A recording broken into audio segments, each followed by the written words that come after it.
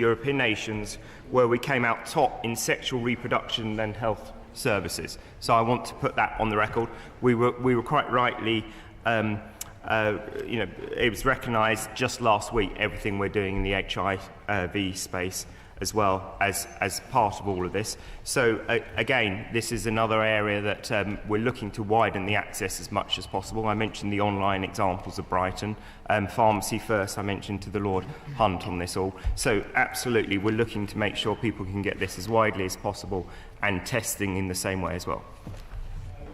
Chlamydia is a cause of infertility. There is a vaccine developed and I think in use. How far have we got with a programme of vaccination against chlamydia in both boys and girls? The Noble Lord is correct. About 50% of all cases are of chlamydia, and a lot of people, it is undetectable. That's why we've started on the screening programmes now of chlamydia in women, so that they can pick it up whether it is undetected, because we know that it can be done. We have got a programme of chlamydia vaccinations, as Noble Lord mentions, to both females, and I think the rate is around 30% of boys now from memory, but I will come back with those exact numbers in writing. My Lords, the biggest single cause of deaths globally of people with AIDS is tuberculosis, and co-infection is a real issue. While, of course, the problem with tuberculosis is not nearly as serious here at home, there are still cases, thousands a year, and they have started to go up again. Would my noble friend confirm that post-COVID, the government will look again at what more needs to be done to eliminate tuberculosis, an entirely treatable disease, from our shores? Yes, no, absolutely. As we are in terms of all cases, again, I want to be clear on this. Take the AIDS that my noble friend mentioned. On the UN targets of 95%, 95%, 95% in terms of diagnosis, treatment, and viral load detection. We're actually at 95%, 98%, 98%. We're beating those. We are leading in the world on this. Second oral question, Lord Scriven. I beg leave to ask the question standing on my name on the order paper. My Lords, the well-being of unaccompanied asylum-seeking children is our priority. We maintain that the best place for these children to be accommodated is within the local authority care.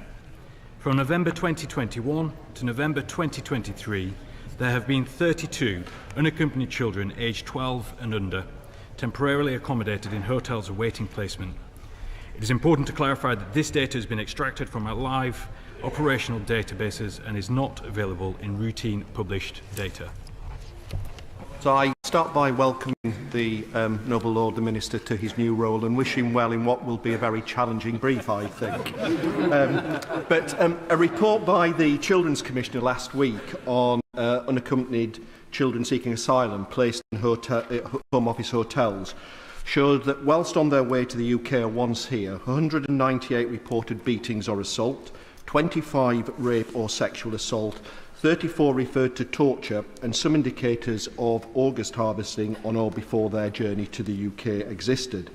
Yet the Home Office could not confirm that all these children had received healthcare or appropriate safeguarding measures while in Home Office hotels.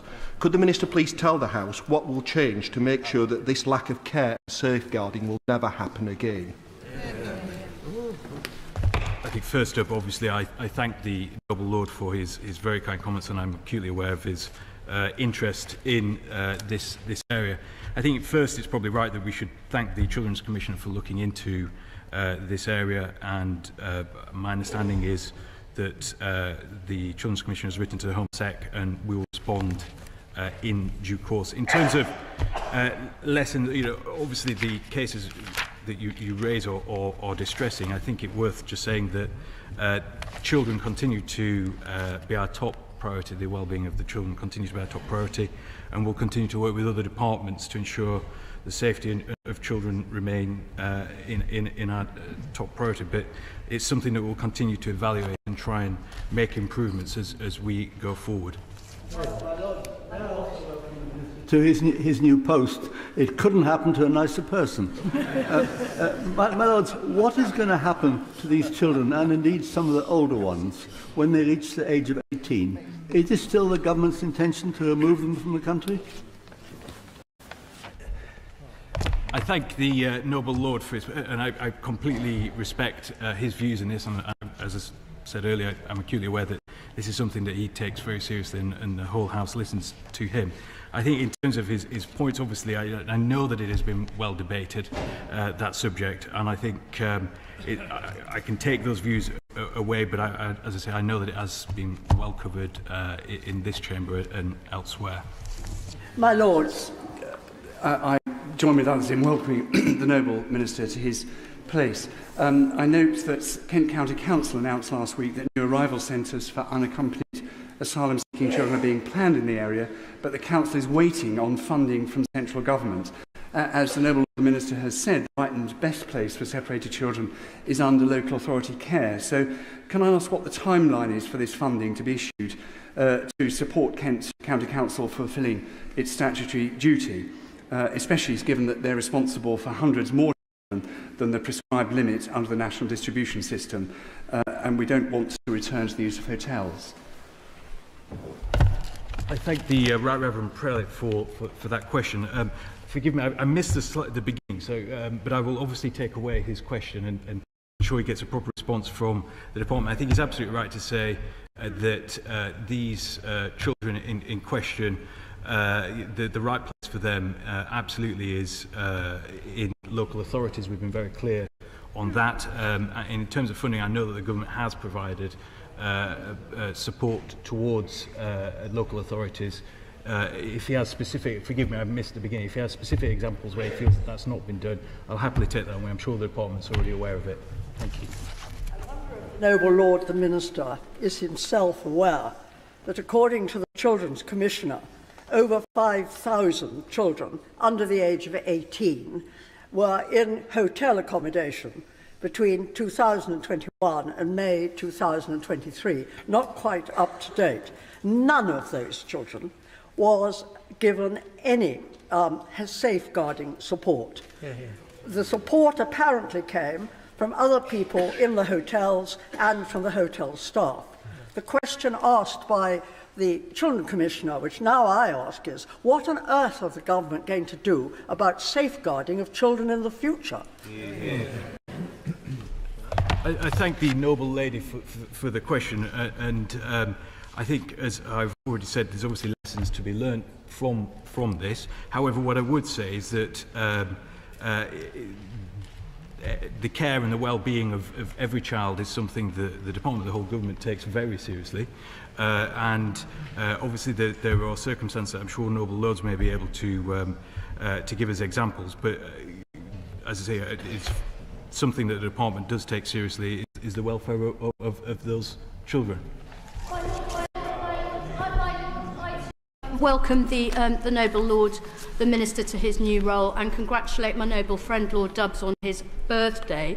What does the government say to not one but two High Court decisions now holding the government in dereliction of its duty to these most vulnerable of children?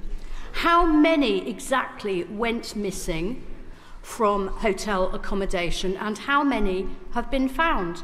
And what efforts will the new minister in his new role take to find these missing children? First of all, I thank the noble lady for her question. I hope I don't damage her street cred in saying that I'm an admirer of hers, and she's been always very courteous to me outside the chamber, so I hope that continues in the chamber.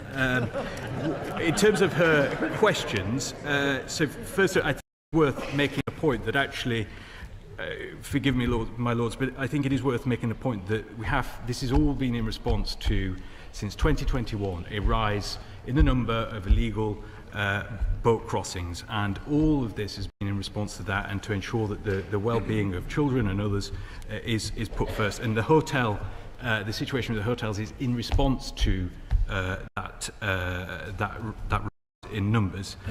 In terms of those that have, in terms of the court case, the judicial review, I think obviously it's something that we're looking at and considering a judgment that has just been handed down. In terms of missing, I think first I think it's worth me saying that obviously any missing child is something that we take extremely seriously, and there's steps in place to ensure, safeguarding procedures in place to ensure that in those circumstances unaccompanied asylum-seeking children are located. Some have gone missing that have subsequently been located, but in terms of, I mean, I appreciate this is a long answer, so forgive me. One statistic that I think it's worth just giving is that as of the 1st of this month, there were total missing episodes of 472, and total subsequently located were 340. The total still missing individuals 132, but this data is sourced from Home Office operational databases and does not form part of our regular statistical outputs, hence why I think there may have been some issues, but it is, I hope that by providing it now it is useful. Is the Minister aware of the fact?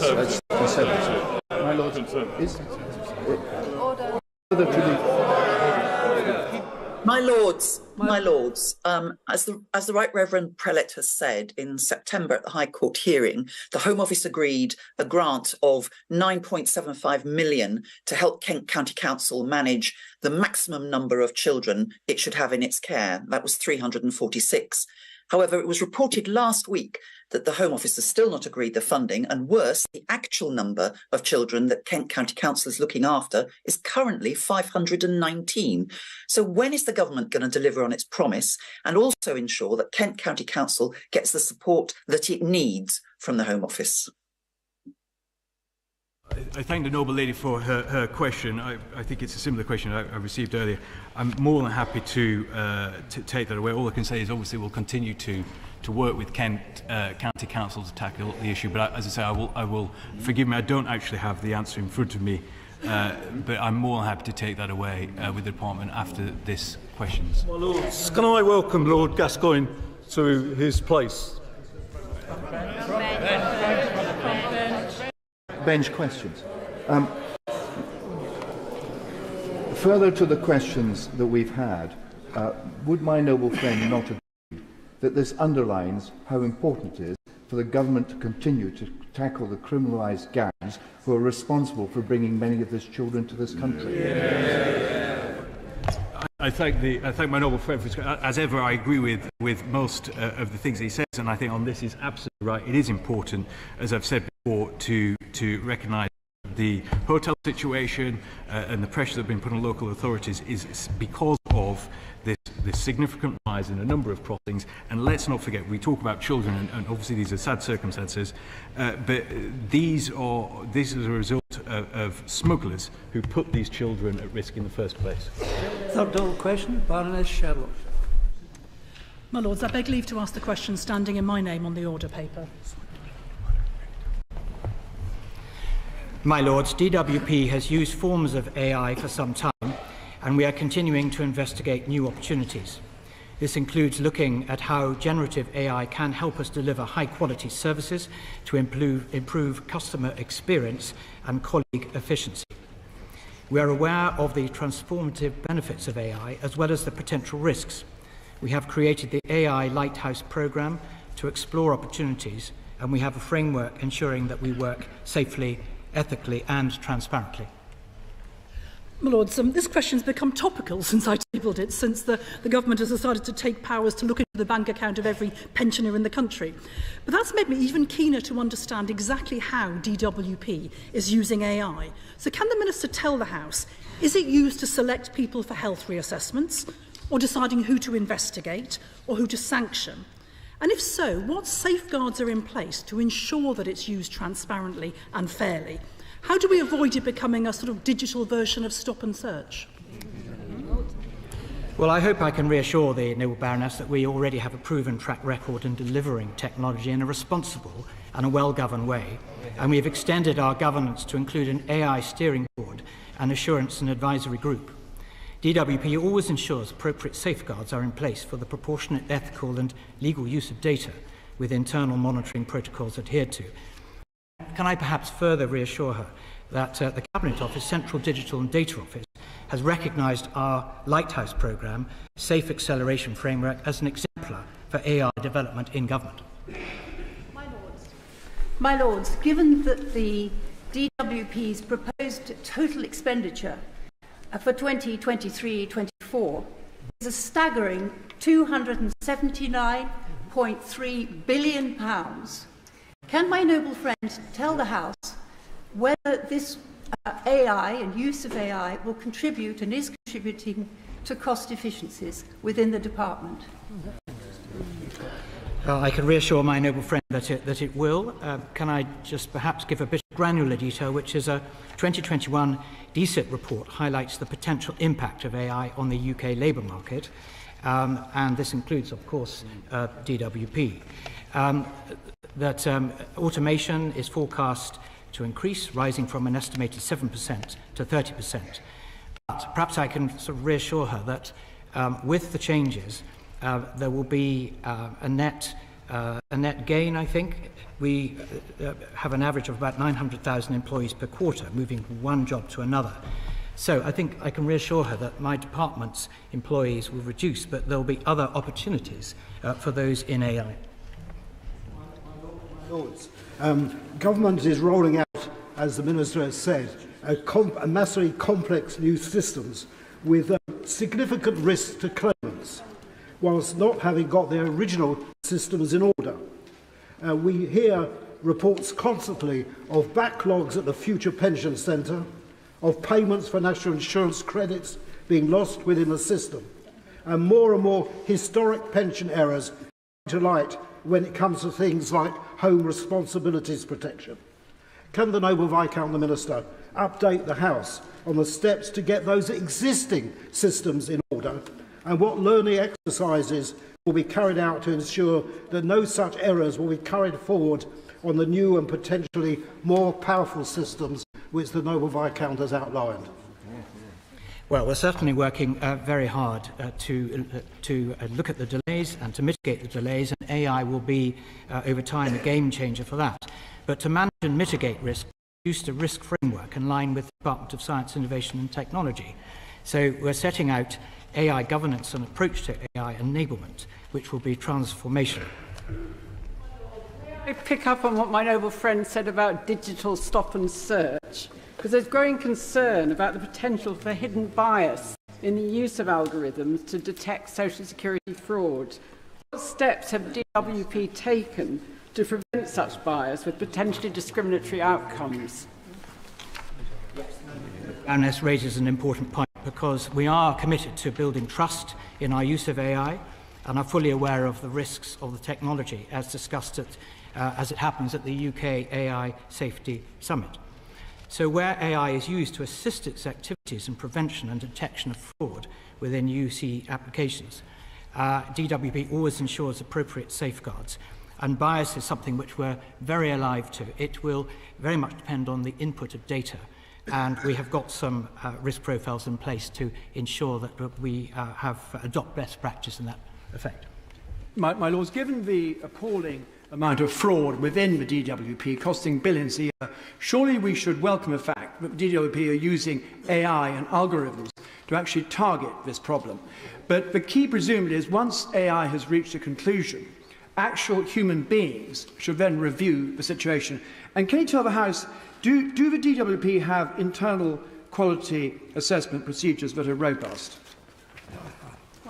A couple of questions there. So we continue to explore the potential of AI in combating fraud, and this includes the Integrated Risk and Intelligence Service, using AI to assist in identifying possible fraud in processing universal credit advances. But to answer my noble friend's question, importantly, DWP does not use AI to replace human judgment when considering the potential for incorrectness, to either determine or deny a payment to a claimant. And both the NAO and the ICO, who have looked at this issue recently, found no areas of immediate concern. The issue that my noble friend raised about access to millions of people's bank accounts came at the very late stage in the dealings on the Data Protection and Digital Information Bill, at the report stage of the Commons dealings of that bill. Can the noble Lord the Minister outline why such contentious measures were only introduced after a line-by-line consideration of the bill in the elected House? Why did the government refuse the opposition's request that the legislation go back to committee stage as the online safety bill in the last session? And can the noble Lord the Minister justify why this very, very contentious piece of legislation is being rushed through? Well, I'm not going to be drawn into answering questions on that, but what I can tell her is that it's very important that actually the scrutiny of the bill is done in an effective way, and of course this House is very good at doing that. So what is very important, which I have mentioned before, is the trust that must be used in AI solutions, and this must be a prevalent issue amongst all the users of AI. Will this AI enable people who are on social security to get a better deal, to get off of social security, so therefore tapping in to the skills and ability of millions of people who are caught in the Bastille of poverty and social security? Yes, and I think I can outline that a lot of very good work has been done so far, so that the work, as I said earlier, still has to include human judgment. But the AI is being used to assist with improving on repetitive processes for staff. We're introducing conversational platforms for triaging, which again will lead directly to having a human face. And the whole point is to speed up the process and to include more human judgment in ensuring that more people get into work and faster. Lord say if he's seen the website Paradot. And if not, would he say he would look at it? Could he say whether the department is examining whether the buddy concept which is developed there could be used within the department he represents and in other government departments, and what the consequences of using that in government service will be? I'm not aware of that, but I will most certainly look at it. Will Lord the Minister say what percentage of staff within the department are fully skilled and trained on the use, application and the assessment of AI decisions? I will certainly need to write to the noble Lord with those very specific figures. Noble Lord the Minister has said repeatedly that he wants the public to have trust in the use of AI in the system.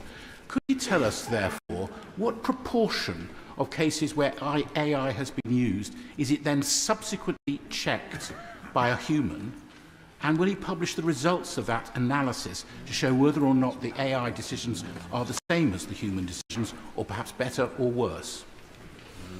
Well, what I can do in answering that is to give the noble Lord some reassurance of the processes that we have in place, because AI is an evolving, iterative process, and I think it's very important to highlight the fact that we have a test and learn approach.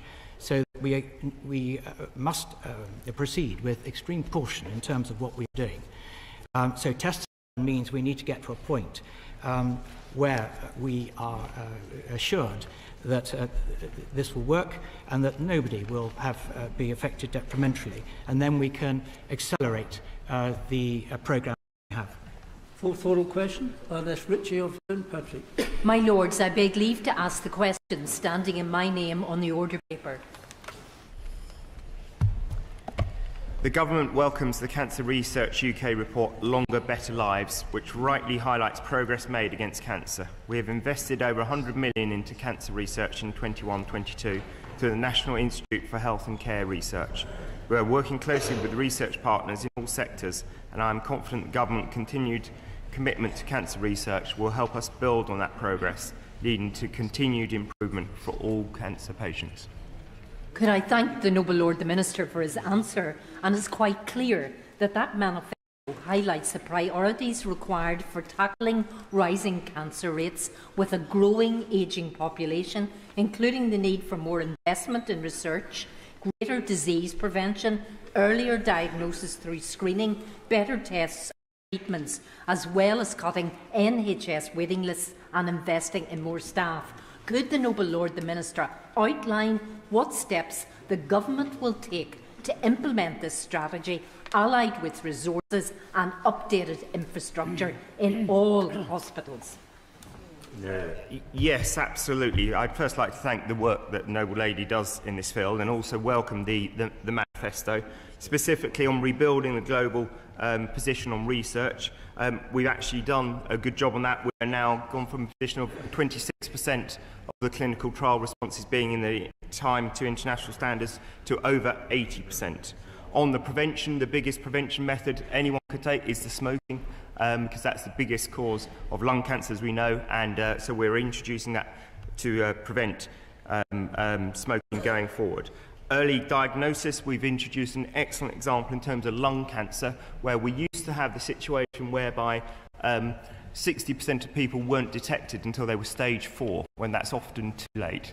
Now, through these mobile lung cancer units, we're detecting 70% at stage 1 or 2, where they've got a 60% chance of survival. Across the field, we're doing a lot on this that we can feel proud of. I have to continue the research question. You can't see. Does the Minister recognise that one of the causative factors of cancer is obesity? And 40 million people in this country are obese. And it's costing, the latest estimate, £100 billion a year.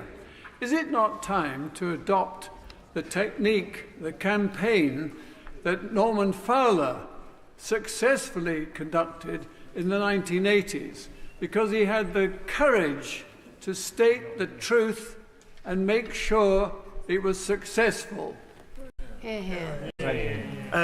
Yes, and we are taking extensive action on the obesity front, because as well as a major cause of cancer, it's a major cause of a lot of ill health. In fact, if you look at the research on it, we've taken action against the 96% of reasons which are really increasing calorific intake in terms of what people buy in the supermarkets. So we've taken a lot of action, and things such as the sugar tax, drinks levy has decreased sugar by at least 14% in drinks. My Lords, I congratulate the CRUK in producing this magnificent report on manifesto. Continuing with the theme of research, the report identifies the necessity to further close the funding gap in research will be about £1 billion in the next decade. Research in key areas where our scientists are leaders in the world, in areas of early detection of cancer using cell-free DNA, technologies such as messenger RNA for vaccine production, using genomes and early protein expression for early diagnosis. I know the Minister mentioned key areas of reducing lung cancer, etc., using the known technology. But it's in discovery science that we need to increase the fund, particularly when the government funding far behind the charity funding, particularly from CRUK. Well, I absolutely agree that the research funding is key in this. That's why I mentioned the 100 million that we spent in 21-22. Also, the Medical Research Council are spending 125 million per annum on cancer research, and that's allowing us to introduce vital things. The point-of-care cancer treatments, for instance, that our regulators have brought in ahead of anyone else in Europe, showing the key flexibility our regulators now have, meaning that people can have individualised cancer care. So I absolutely agree with the Noble Lord that we need to be investing in these sorts of activities. My Lords, I recently met with one of our excellent specialist cancer hospitals, and they explained that they have tens of millions of pounds in the bank that they would like to spend on facilities and equipment to support new cancer treatments, but they can't. And the only blocker, my Lords, is that they cannot get a certificate from the local integrated care board to authorise the capital expenditure. Frankly, I was astonished by this, and I wanted to invite the Noble Lord, the Minister, to explain in terms that even I can understand why the government thinks it's a good idea to prevent a world-leading hospital trust from spending money it already has on much-needed cancer research facilities. Yeah. I'm not clear of the details of the case, and I'll happily take it up with the Noble Lord afterwards, but I would totally agree that clearly we want our leading institutions spending money where they can really impact change, and that's exactly what we're doing. My Lords, whilst any benefits of early cancer diagnosis will not be realised without timely treatment, the Government is continuing to not nearly meet the NHS target of some 85% of patients starting treatment within 62 days of an urgent referral for suspected cancer. So what assessment has the Government made of treatment delays on death rates as well as anxiety levels for patients? And if the Noble Lord the Minister does accept the statistics that increased waiting lists for cancer treatment predate the pandemic, what will the Government now be doing differently? Well, absolutely we need to bear down on cancer wait times. That's why we've been expanding supply in this area. That's what the 130 plus CDCs are all about, which have done 5 million tests. That's what the 50 surgical hubs have been about. That means that we're treating 26% more cancer patients this year than last year, and we've managed to reduce the 62-day backlog by 27%. Absolutely more work needs to be done, but we are getting on top of it.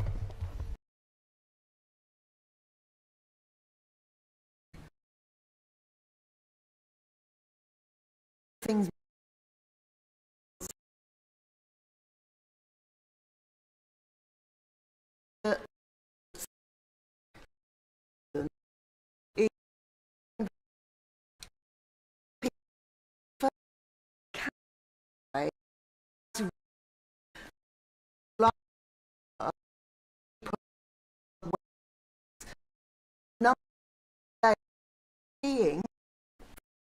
pathway is only 2% of them actually end up having cancer.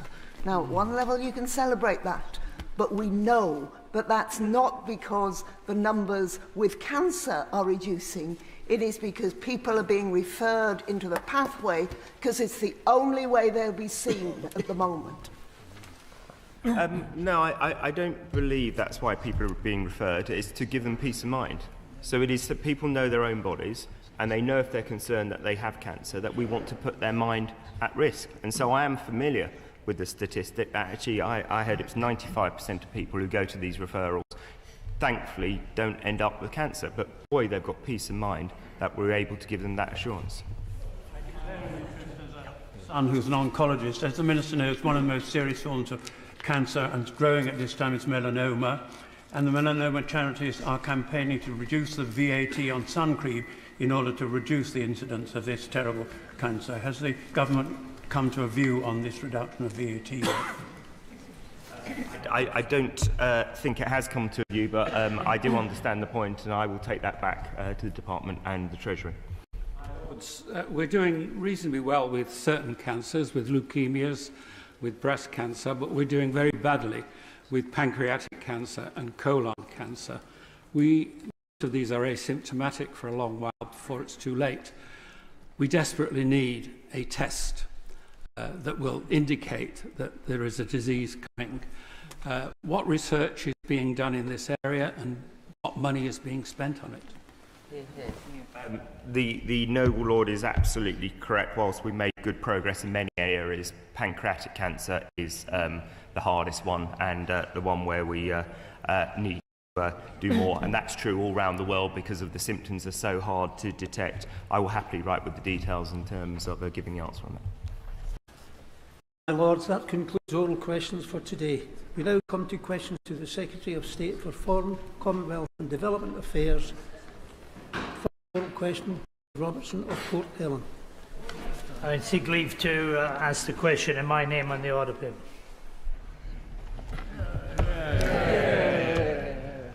My Lords, since February 2022, we've committed over £4.7 billion humanitarian and economic support to Ukraine.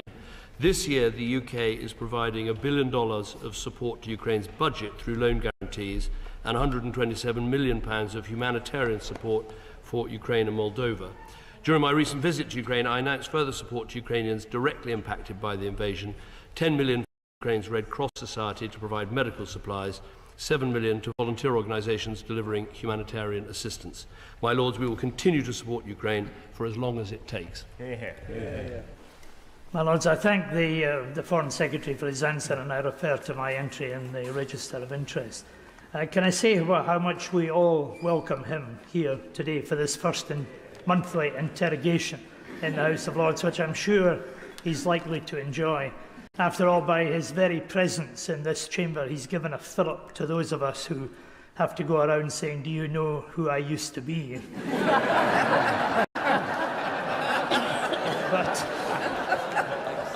But can I commend him on the fact that his very first visit as Foreign Secretary was to Ukraine, because the Ukrainians are not just fighting for their country and for their land and for their lives, they're also fighting very much for us.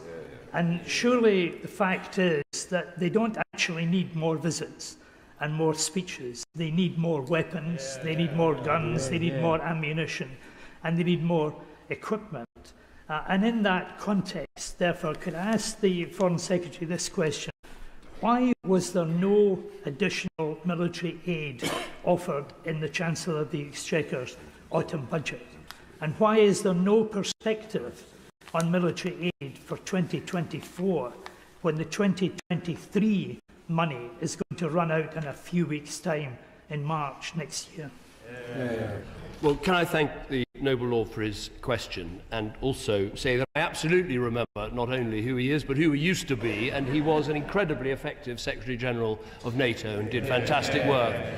And it's actually worth recalling some of the things that he said to President Putin back in the day in 2002, 2003 that are very relevant today. To answer his question directly, I mean, I think we have given £4.6 billion of military support. We'll continue to give the support that's necessary. One of the things I found very impressive about going to Ukraine is how much they rate our support, how they refer to us as their #1 partner.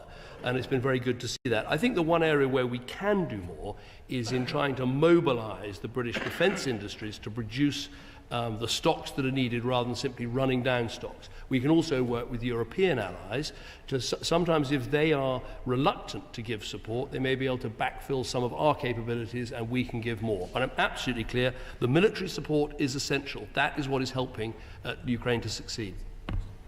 My Lords, in joining in the welcome to my noble friend and wishing him every possible success, does he share my concern at the slowing up of the counter-offensive in Ukraine?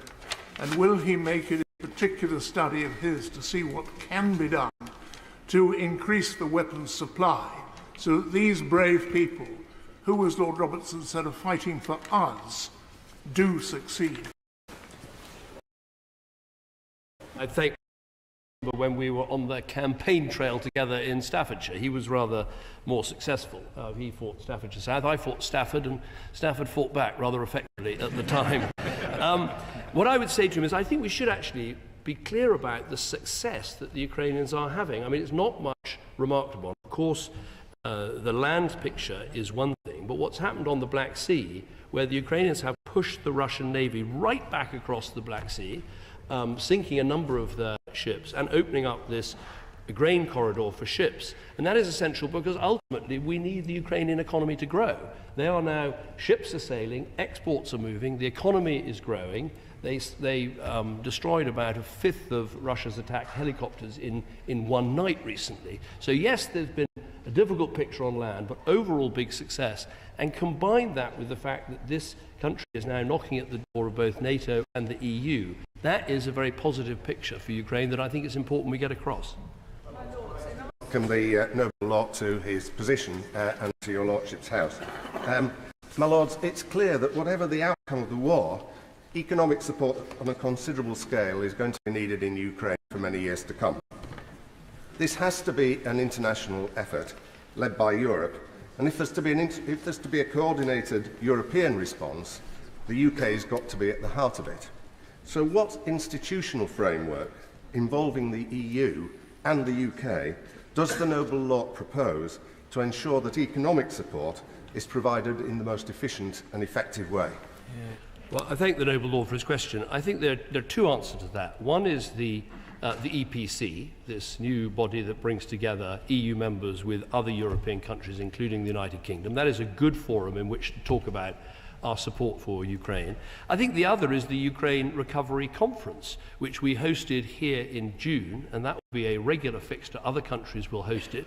That brings together everybody to try and make sure we maximise the economic support. And I think it marshalled something like $60 billion of economic support for Ukraine. So I think there are ways of making sure we combine effectively with European partners and others to get this essential assistance in place. My Lords, in answer to Lord Robertson's question about what the government is committing in the way of weapons to Ukraine for 2024, the Foreign Secretary made lots of nice phrases and comments. But I wonder if the Foreign Secretary can actually answer Lord Robertson's question: what commitment can the Lord Foreign Secretary make in terms of what weapons and how much are we spending on weapons for 2024 for Ukraine? Well, I thank my noble friend for the question. I don't have the figure here for what 2024 will provide. All I can say is we are absolutely committed to continuing to support Ukraine at the level or even ahead of what we've done. And to be clear about this, it's not just the scale of support, it's the type of support. One of the things the UK has done, and I pay tribute to my successors as Prime Minister in this, is always being ahead of the game. Lots of people were worried about giving them NLAW anti-tank missiles. We went ahead and did it. Then others did. Lots of people were worried about giving support in terms of tanks. We did it and others followed. Same again with long-range artillery, and crucially the same again with the Storm Shadow missiles, the long-range fires so-called, which have made such a difference right across the battle space. So we'll continue to support them at that level, asking them what it is they most need and making sure our support is effective. I just want to reiterate, as I have done before, our full support for the government's actions, militarily and economically, and humanitarian support for Ukraine. But the Noble Lord said we must remain ahead of the game. And one clear thing that we need to ensure is that the people who have caused this war, the government that has caused this war, pays for the rebuilding of Ukraine. And of course, the EU has already set out a plan to repurpose Russian frozen assets. Canada has passed laws to do it, and the US has drafted laws to do it. So when will we see this government act and not be behind the game? Well, let me thank the Noble Lord for his question. I think it's an extremely important point. It's one of the things I've looked at since taking office. I'm going to Washington this week and we'll be discussing that specific point with my counterparts in the United States, because to me it's clear, this is confiscated money that is for the benefit that should be taken away from the Russians that possess it and should be used instead, as it were, of reparations coming later. Use it as a down payment now. Now, of course, there are all sorts of legal concerns, all sorts of concerns about precedent, all sorts of concerns about chilling effects on investment and the rest of it. But I'm with him, as it were, on the moral and emotional stance that this is the right thing to do. Let's see if we can get it done. My Lords, I wonder if the Noble Lord the Minister could comment on his department's assessment of reports that not only has Turkey vastly increased its trade with Russia, but also that Turkish ports are being used for arms smuggling and in some cases exporting dual-purpose goods into Russia, thereby helping them. I wonder what the assessment is and what we might be able to do about that. Well, can I thank the Right Reverend Prelate for his question? I think he's absolutely right. One of the things we have to do is look right across the world at where there is potential for countries exporting dual-use goods and other goods of concern to Russia so that they can build more weapons and build more drones and all the rest of it. And he's absolutely right that there are concerns about Turkey. I raised those specifically with the Turkish Foreign Minister when I met him recently at the NATO conference. There are also concerns about other countries, and I can tell him and all Noble Lords we're going through country by country, concern by concern, and trying to track down where those dual-use goods are coming from and trying to take the appropriate measures, including sanctions where necessary. Question, Lord Fowkes of Cumberland.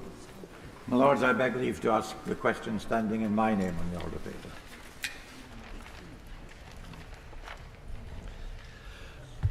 My Lords, the UK's position is clear. The Belarusian regime must release all political prisoners immediately and unconditionally and ensure free and fair elections. The UK has led international pressure on Belarus. We co-founded the International Accountability Platform for Belarus to build the evidence of the brutal repression that the regime is responsible for. We've sanctioned over 100 individuals and entities for human rights violations, and we co-sponsored UN resolutions and investigations at the OSCE in Vienna to shine a spotlight on human rights in Belarus. My Lord, I'm grateful to the Foreign Secretary for that answer as far as it goes. But we must never forget that Lukashenko and his regime supported the Russians in the illegal invasion of Ukraine. And they have imprisoned over 1,500 people, including Stepan Latipov, who I have adopted under the Libereco adoption scheme. And these prisoners have no immediate prospect of release. And meanwhile, Lukashenko's cronies are going around the world, travelling, acquiring assets freely. Now, the government over the last 2 years, the UK government, have said they're going to impose more individual sanctions on the Lukashenko cronies, but nothing has happened. Will the government now look at increasing the sanctions to make sure that pressure is put on to the Lukashenko regime? Well, first of all, let me say to the noble lord that I completely admire what he has done to keep the spotlight on Belarus and the work he and others have done on the all-party group. I think it is hugely to his credit and to the House's credit. What I would say is we have sanctioned 182 individuals and entities. We keep looking at what more can be done. We never announce potential names or sanctions before we do them, for obvious reasons, but we keep it under review. I'm looking at it very carefully. And he's right, we should be clear. This is Europe's totalitarian regime.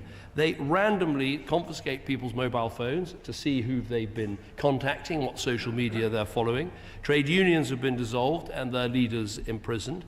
Waving a Ukrainian flag is against the law and can result in a jail sentence. And there are 1,500 people who are political prisoners. So we absolutely agree with the aim of his question, and we will keep using the sanctions and other tools as appropriate.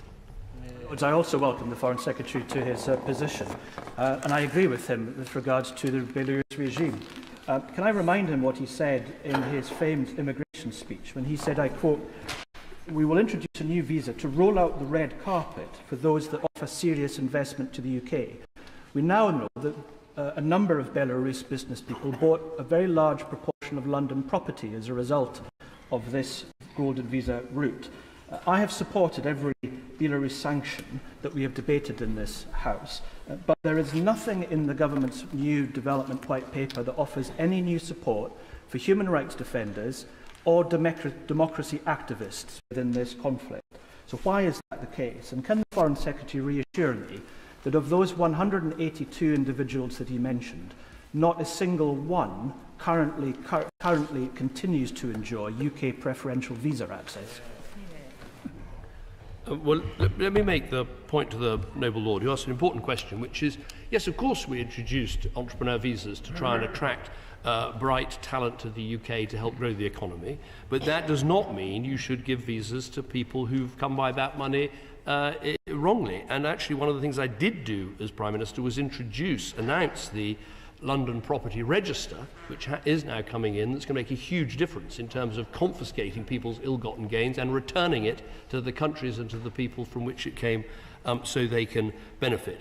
On his specific question, I'm very happy to take that way and look at it more. But I think it is important to recognise we use the sanctions, we'll keep using the sanctions, and we're watching closely what Belarus is doing.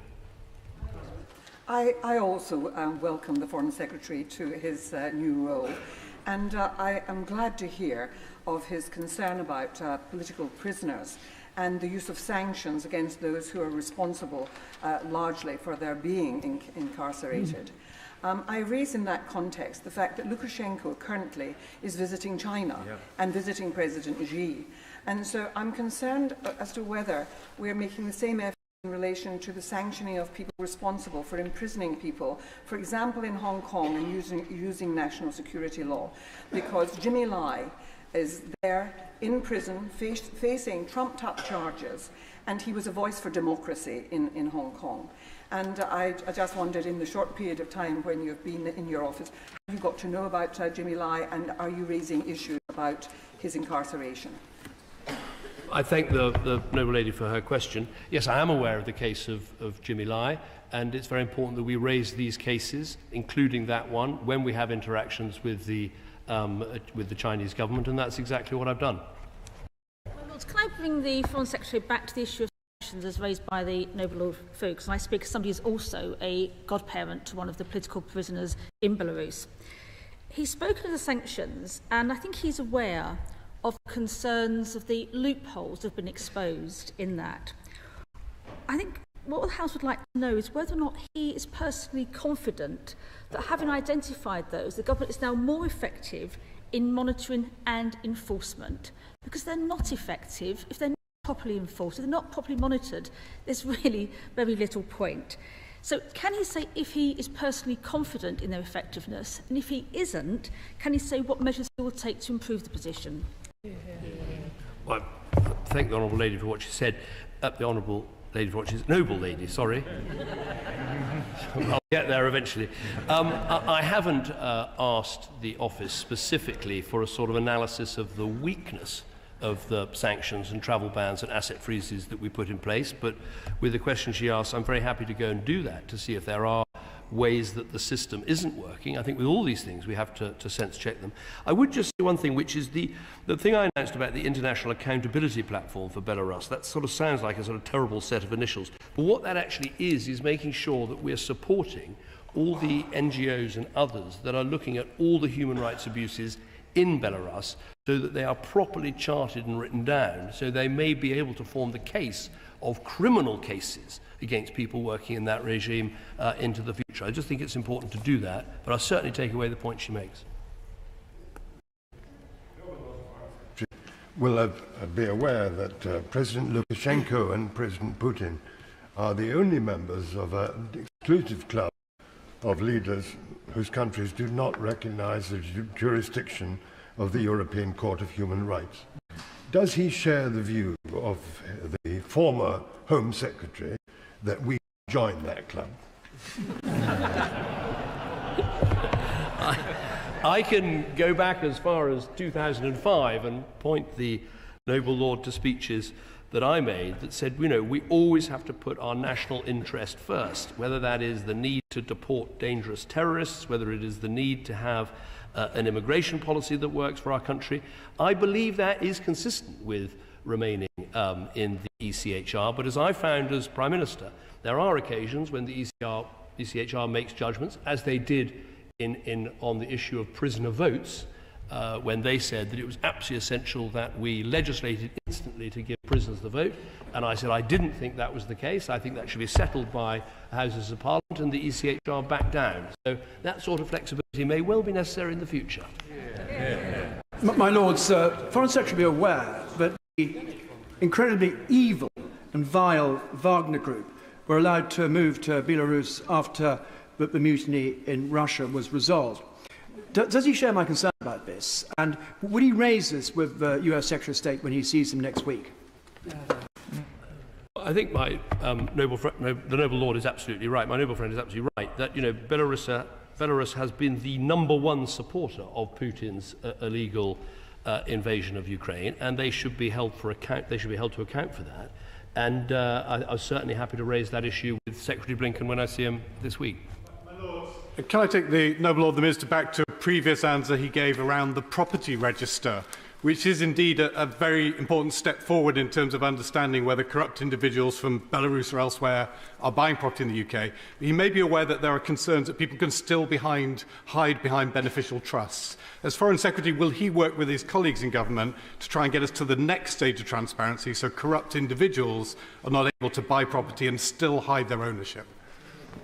I thank the Noble Lord for his question. I'm very happy to take that away. I mean, I think actually the government I led and this government has made progress on this. As he says, we've got the register of property. A number of have therefore been taken back from their owners, and that money has been returned to the countries from which it's been stolen. And added to that, of course, we've got the registers of beneficial ownership, including the public registers of beneficial ownership, which I announced back at the G8 in 2013, and we are making huge progress on that globally and also with our own overseas territories, and we need to do the same with our Crown dependencies. All of this is essential if we're going to fight corruption. Third question, Baroness D'Souza. My Lords, I beg leave to ask the question standing on the order paper in my name. As the noble Baroness knows, the situation with respect to Afghanistan is very difficult.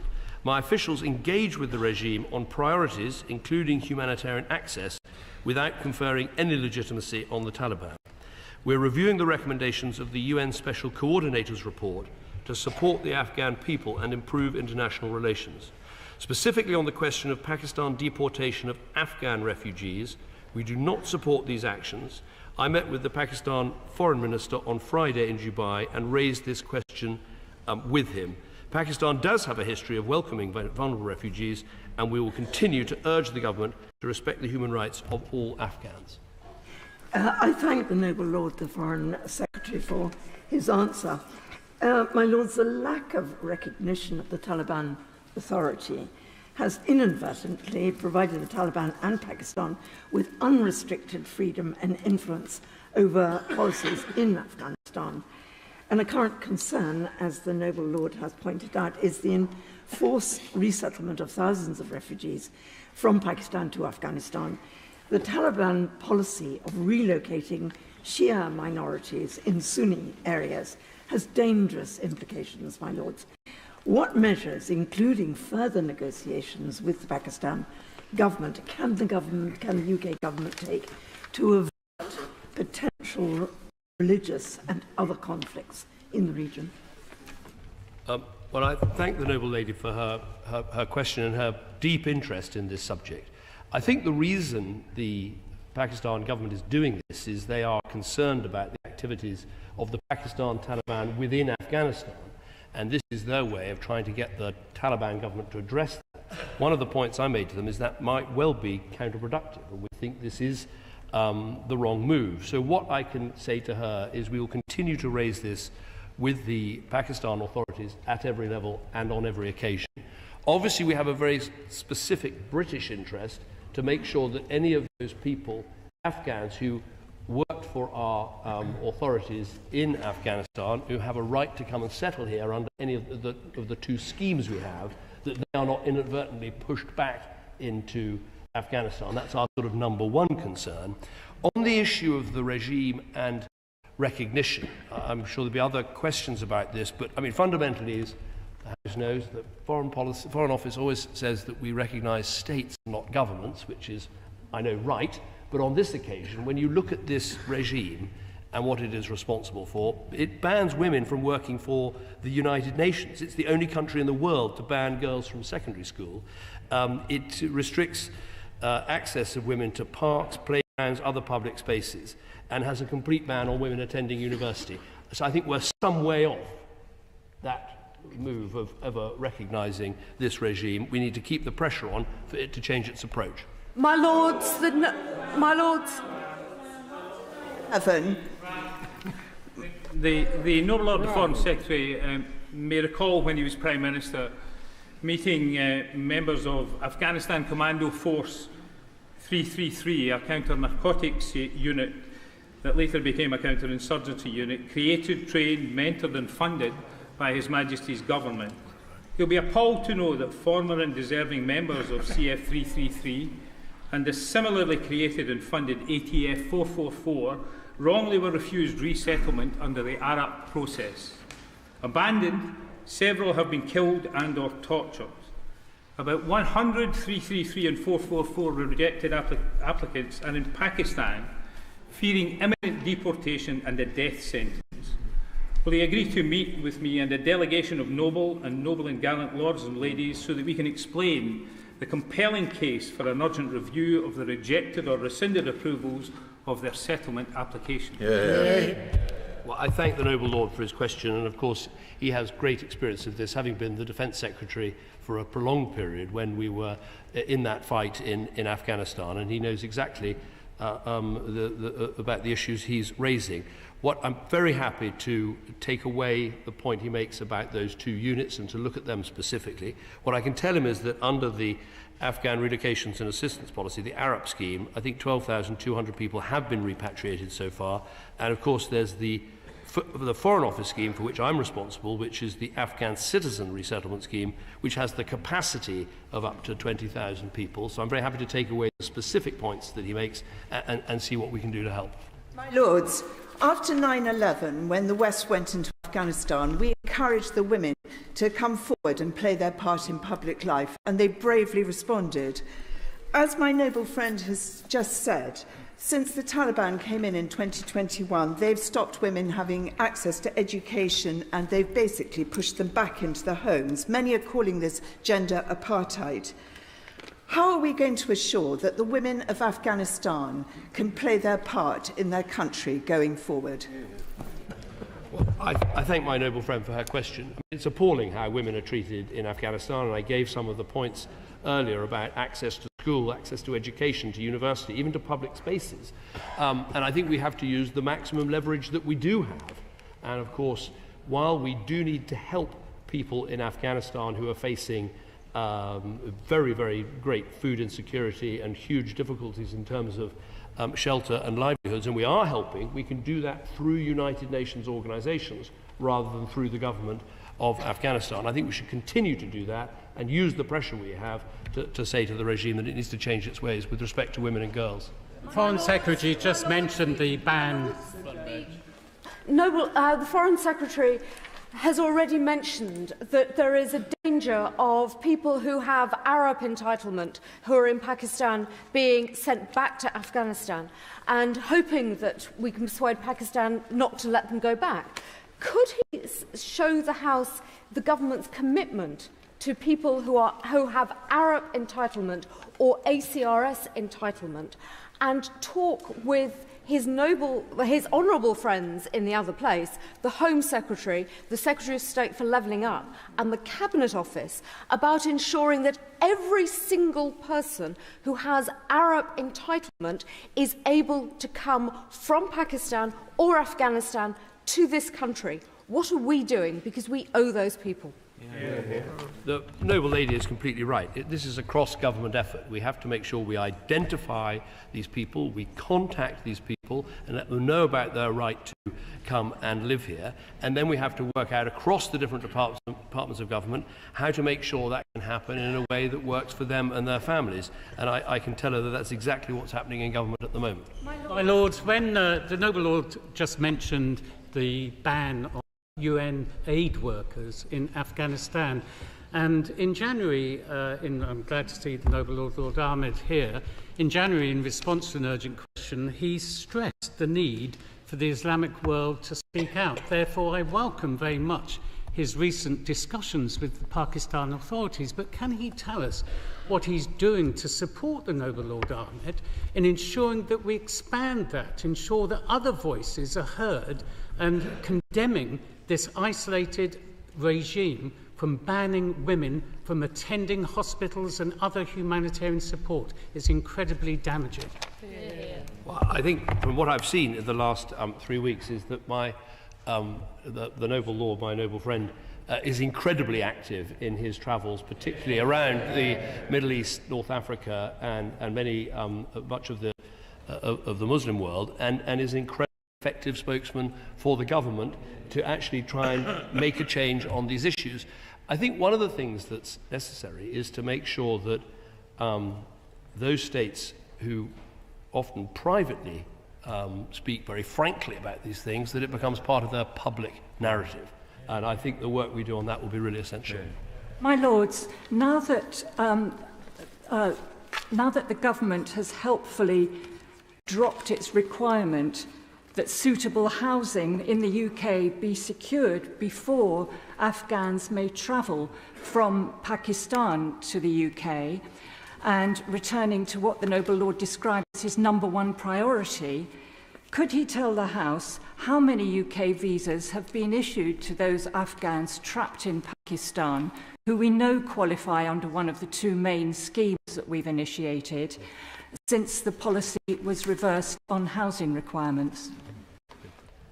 I thank the noble lady for her question. I don't have the figures since that change, but the overall figures are that ARUP has seen 12,200 people repatriated, and the ACRS scheme has a capacity of 20,000. Perhaps I can keep her up to date and the House up to date about the figures as they progress. We're obviously doing everything we can to contact those people who are on the Pakistan-Afghan border, but I think it is important at the same time to make clear to the Pakistan government that it would be unacceptable for them to deport anybody that has the right to come here. Fourth question, Baroness Way. My Lords, I beg leave to ask the question standing in my name on the order paper. My Lords, last week I met with Vice President Šefčovič, where we discussed issues including the Windsor Framework and support for Ukraine and the Middle East. An important part of my role is to make the UK-EU relationship work to deliver on UK interests, including on migration, energy security and trade. The Trade and Cooperation Agreement remains the basis of our relationship with the EU, and we are committed to maximising its opportunities. My Lords, I welcome the noble Lord very much, particularly because I know he's committed very strongly to the Union of Great Britain and Northern Ireland, and also because he's the only member of the Cabinet who hasn't had anything to do with either the protocol or the Windsor Framework. So he comes with clean hands. But I do hope that the Foreign Secretary, the noble Lord, does understand the difficulties that the Windsor Frame is causing to people in Northern Ireland. Businesses not sending goods to Northern Ireland anymore, and the breakup of the internal UK market. So could I ask him to give a commitment to the people of Ireland, when he next meets the European Union, that he will actually talk to them about alternatives which could be brought forward with modern technology, with trust, with common sense, that could do away with the Irish Sea border and not be dividing our own country. Well, can I thank the noble lady for her question and say it's very nice to be reunited with her. My first job in politics was actually the candidates researcher at the Vauxhall by-election, where she got elected and my office was picketed every day by local residents. So at least we've ended up in the same place. Look, as she said, I had nothing to do with negotiating the Windsor Framework, and so I can say this with true meaning. I think it was a superb negotiation. I mean, the EU never said it would never reopen the withdrawal agreement, and they did. They never, and I say this with real feeling, give an emergency break, and yet they did when it came to Stormont, and they never really make exceptions for single market access for non-single market countries, and yet they have. So I absolutely understand her concerns and worries about it, but I think it was a good negotiation. I think it can fulfil the 7 tests that the Democratic Unionists have put forward, and I know my right honourable friend, the Secretary of State for Northern Ireland, is working extremely hard to try and put the institutions back together again. My Lords, my Lords, my Lords, my Lords, my Lords. The Foreign Secretary mentioned that one of the areas of common interest was indeed migration. Given the signing of a treaty with Rwanda today, could the Foreign Secretary tell the House what discussions he had with the EU and its member states on that? And can he also tell the House whether Parliament will have the choice to debate and agree that new treaty? What I'd say to the noble lady is one of the things I think has most changed in my 7-year absence from all of this is that the debate within EU countries about migration has completely changed. Many more of them are extremely worried about the scale of illegal migration and the need to do some quite creative thinking about how you can deal with this problem. So, yes, I did speak about this with Commissioner Šefčovič. I fully support what the government is doing because we have to stop these illegal boat crossings. There is nothing more destructive to a country's immigration system than to have a continued and very visible amount of illegal migration. And so I think that the approach that is being taken to break the criminal gangs banks and their ability to say to people, we will get you to the shore of the UK and from then on you're safe. We have to stop that. And that's what the Rwanda plan is all about. And I'm sure it can be debated to great extent in this House, and I'm sure we're happy to take part. My Lord.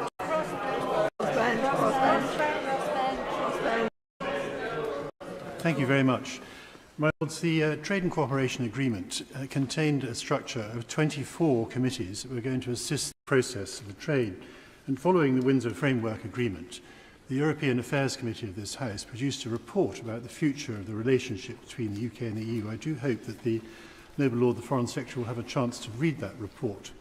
One of the key themes within that report was getting these 24 committees really humming and meeting, and their structures meeting as well, and transacting, so that there could be mutual benefit to both sides in improving the trading relationship. I wonder if the Noble Lord, the Foreign Secretary, could give us a sense of whether that is now happening, and give us also a sense about his determination to keep it going. Well, I thank the Noble Lord for his question. I think that what I'd say is these structured dialogues do seem to work. Only yesterday, the one on citizenship met, I think, for the 14th time and made some important progress. So I think there's a role for those, but I also think there's a role for using all the connections and structures that we have and other meetings we have to try and push forward British interests. And for instance, with my meeting with Commissioner Šefčovič, there's this whole issue about having an energy partnership. I think that's an excellent idea, but we've really got to get to grips quickly with electricity trading. It makes sense. If we've got these interconnectors, let's trade the electricity, let's try and have lower prices here and lower prices there. It's an obvious example of, you know, win-win cooperation, as it were, but a more structured dialogue at the same time, of course. And I'll certainly read the report to which he refers, which I haven't yet seen. My Lords, my Lords, my Lords. My noble friend, I'm delighted that my noble friend decided to come to this place, a decision that is probably much wiser than the one he made when he sent me here. May I ask him about relations with Greece? And I declare my interest in the Register and as a member of the Parthenon project, whose objective is to create a privately funded foundation to encourage exchanges of teachers and professors and students between our two countries, and also to share in our priceless cultural objectives and artefacts, which include the Elgin marbles. Yes, it's not just the loony left. May I simply say that in our really crappy world, is it not right that we should reach out and use as much power, soft power, as we can to reforge and strengthen our relations with our old friends? Well, I thank my noble friend for his question. I well remember sending him here because a week later we lost a vote by 1, and he was the responsible noble lord. And I remember having some words with him after that, although clearly that had absolutely no effect at all. Look, I don't agree with him about what he says about the Elgin marbles. The government has a very clear position on that has been set out. I met the Greek foreign minister while I was at the NATO conference, and we a great discussion about all the other aspects of our relationship where we're strong friends, allies and partners. Lords, the Foreign Secretary, when he spoke of the issues that he was talking to the EU about, I think left off one very important one, perhaps the most significant, which that was the issue of international security. Can I take him back to those halcyon days of May 2016? He will recall them well, during the height of the EU referendum campaign. And he was then clear that, and I quote him, much closer security cooperation between our European allies and nations is essential. Now, given his previous commitment, I was surprised he didn't mention it in the list of things he was looking at the moment. But can he say what he will do to renew and strengthen that security relationship between the EU and the UK? And including, is he willing to consider to negotiate a EU-UK security pact that will complement our commitment to NATO? Yeah. Well, I had a feeling that some of my past words might be served up for me, and I'm sure, as another former Prime Minister said, they'll make a very fulfilling and satisfying diet, as I eat them. What I would say is, yes, we did talk about security issues. Specifically, we talked about security in the Western Balkans when I met with Commissioner Šefčovič. What I would say is, look, I think Ukraine is perhaps one of the greatest elements of proof that the UK can make this relationship of friend, neighbour and partner, rather than member, make that relationship with the EU work. We coordinate with them very closely on how we support Ukraine, on how we sanction Russians and all the rest of it. And so, of course, that is part of the relationship. The other thing, frankly, that's changed is that NATO has had an enormous boost from Putin's actions. It is now bigger and stronger with new members joining, and that is the ultimate guarantee of our security. My Lords, the Parliamentary Partnership Assembly met in the last 2 days. And I'm certain, my Lords, that the Foreign Secretary has some sympathy in understanding that the agreement has been a fairly harsh the British overseas territories.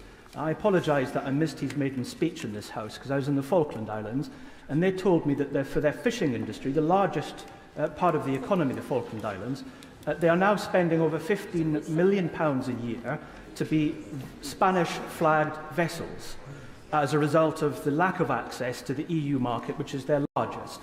I understand that the Foreign Secretary will be visiting the Falkland Islands, so will he take to them the good news that he will now negotiate an agreement that means that British fishermen on British vessels fishing in British waters will not have to do so under a Spanish flag?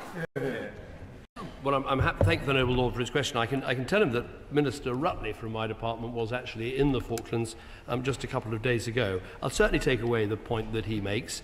I'm very committed to working with all our overseas territories. We had them all in the Foreign Office just a couple of weeks ago to discuss a whole range of issues, and I'm happy to add that to the list. That concludes Secretary of State questions for today.